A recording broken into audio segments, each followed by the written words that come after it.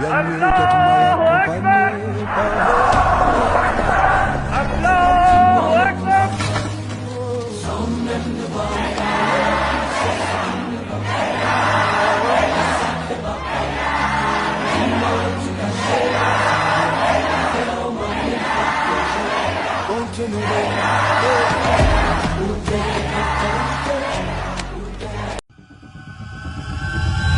ایک بار پہلے اسرائیل پر میزائل حملہ کرنے کے بعد آج ایران نے ایک بار پھر سے یہ بات ثابت کر دی ہے کہ آج وہ مسلمانوں کے ہجوم کے اندر موجود سچا حسینی ہے، جو کسی سپر پاور کی طاقت ان کی میجورٹی سے نہیں گھبراتا، ڈنکے کی چوٹ پر سچ کو سچ اور جھوٹ کو جھوٹ کہتا ہے، کیونکہ ایک بار پھر سے اس نے اسرائیل اور امریکہ کو، جو کہ ہر روز اس کو تباہ کرنے کے منصوبے بنا رہے ہیں، ایسا منہ توڑ اور شرمناک میسج دیا ہے جو وہ مدتوں یاد رکھیں گے۔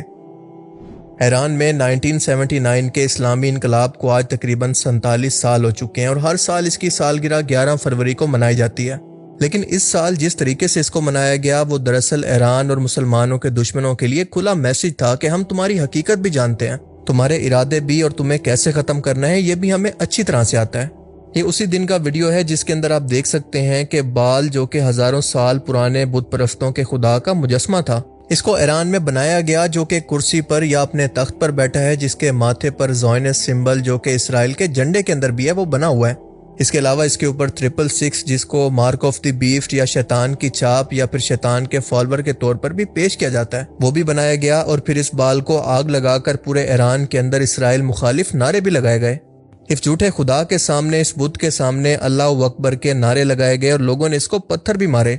اور اسرائیل اور امریکہ کو، جو کہ ایک ہی سکے کے دو رخ ہیں، ان کو پیغام دیا گیا کہ پہلے بھی اسلام نے ان بت پرستوں کا، شیطان کے پجاریوں کا خاتمہ کیا تھا، اور اب بھی کرے گا۔ یہ میسج خاص طور پر ان دنوں کے اندر دیا گیا ہے جب جیفری ایپسٹین کی لیک فائلز نے دنیا کے اندر تہلکہ مچا رکھا ہے۔ اس کے اندر موجود شرمناک حقائق کے اندر پتہ چلا ہے کہ یہ لوگ ابھی تک اسی بال کی پوجا کرتے ہیں، جو کہ اصل میں شیطان کا ایک روپ ہے، جس کا ذکر قرآن میں بھی آتا ہے، اور اس یہودی قوم کا تعلق اس سے تقریباً کوئی 4000 سال پرانا ہے۔ ایران نے مسلم دنیا کو یہ بھی پیغام دیا کہ جسے تم اب تک ایک سازش، ایک کانسپیرسی سمجھتے ہو، وہ سب کچھ حقیقت ہے۔ اس میجورٹی دنیا کا کنٹرول ابھی بھی شیطان کی مرضی سے چل رہا ہے۔ بنی اسرائیل یعنی یہودی قوم کا اس کے ساتھ تعلق ہزاروں سال پرانا ہے، اور ان لوگوں نے آج تک اس کو پوجنا نہیں چھوڑا۔ آپ اندازہ لگائیں کہ ہزاروں پیغمبر اور رسول ان کی ہدایت کے لیے بھیجے گئے، لیکن یہ آج بھی چھپ چھپ کر اسی بال کو پوج رہے ہیں۔ میں یہاں پر زائونسٹ کی بات کر رہا ہوں، جو کہ ایک الگ ایکسٹریمسٹ سوچ رکھتے ہیں، کیونکہ عام یہودی ابھی بھی شرک کے ساتھ ہی صحیح پر ابھی بھی ایک ہی خدا کو مانتے ہیں۔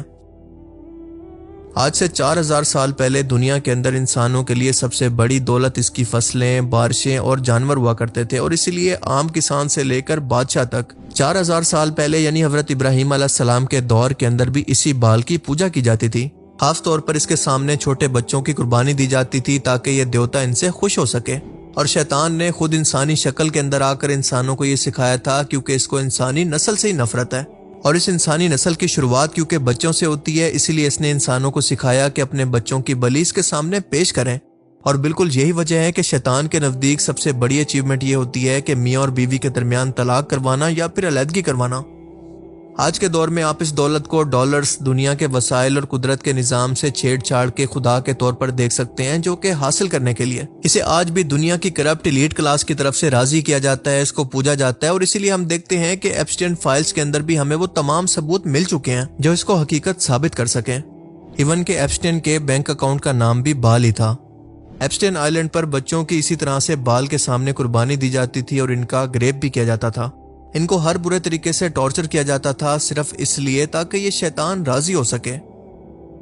3000 سے 3500 سال پہلے جب حضرت موسیٰ علیہ السلام اپنی قوم بنی اسرائیل کو فرعون مصر سے آزاد کروا کر ریڈ سی کو کراس کر کے کوہ طور پر 40 دن کے لیے قیام کرنے گئے، تو پیچھے سے اسی شیطان نے ان لوگوں کو پھر سے سامری جادوگر کی انسانی شکل کے اندر آ کر ورگلا کر ان کو سونے کے زیورات سے ایک گولڈن بچڑے کا مجسمہ بنا کر ایک بار پھر سے اپنی عبادت پر لگا دیا۔ اب کی بار اس کی شکل کچھ چینج تھی، لیکن اس کا تصور ایک ہی تھا، یعنی زرخیزی اور طاقت کا دیوتا۔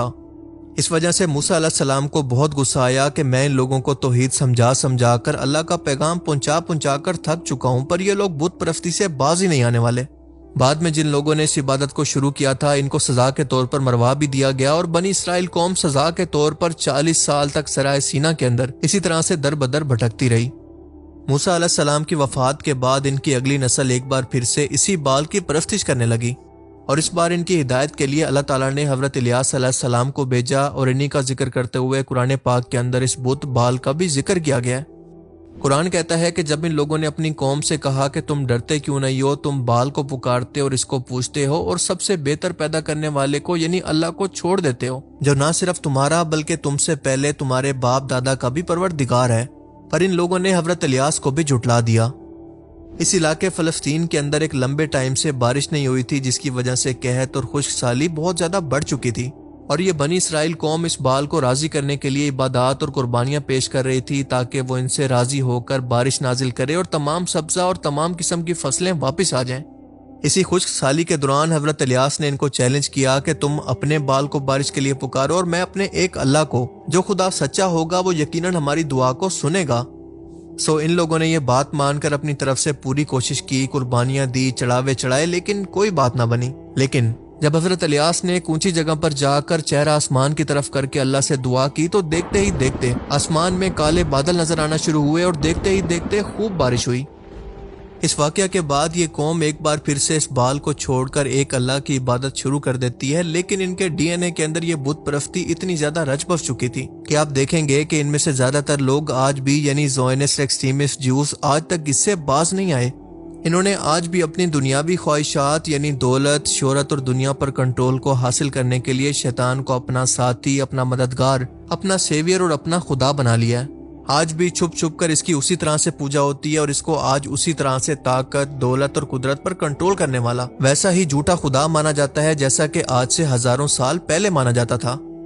اسی لیے ایران نے اس بار اسلامی انقلاب کی سیلیبریشن کے موقع پر یہ پیغام دیا کہ اگر تم ایران کو، مسلمانوں کو ختم کرنا چاہتے ہو تو جاؤ اپنے جھوٹے خدا بال سے مدد مانگو، اس کو مدد کے لیے پکارو، اور ہم یہاں پر اپنے خدا یعنی اپنے اللہ کو پکارتے ہیں، دیکھتے ہیں کہ کون کس پر غالب آتا ہے، کون کس کو تباہ کرتا ہے۔ اور اسی لیے جھوٹے خدا بال کے سامنے اللہ اکبر کے نعرے لگائے گئے۔ یہ ہے وہ جذبہ ایمانی، وہ بہادری اور حسینیت جو کہ ایران نے اس میسج کے ذریعے دنیا کو دکھا دی ہے، اور آپ سبھی لوگ جانتے ہیں کہ یہ ہمت آج ایران کے علاوہ کوئی بھی مسلم ملک چاہ کر بھی نہیں دکھا سکتا۔ اللہ تعالیٰ ہمارے بھائیوں کی حفاظت فرمائے۔ اللہ تعالیٰ سے دعا ہے کہ وہ ہمیں سمجھنے کی اور نیک عمل کرنے کی توفیق عطا فرمائے، آمین۔